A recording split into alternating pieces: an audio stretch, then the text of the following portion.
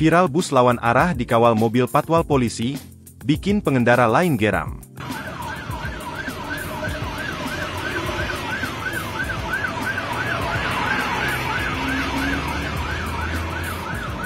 Viral rombongan bus dikawal polisi lawan arah.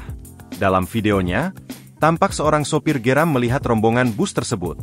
Sopir geram karena ada rombongan bus dikawal patwal lawan arah.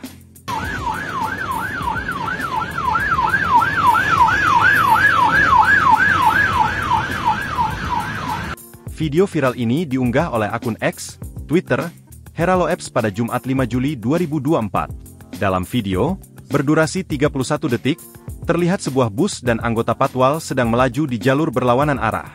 Jalur di sebelahnya terlihat padat merayap. Bisa jadi ini alasan mengapa polisi mengambil jalur di sebelahnya.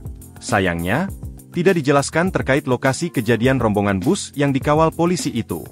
Video yang diunggah Heralo Apps banjir komentar dari netizen. Download Tribun X sekarang, menghadirkan lokal menjadi Indonesia.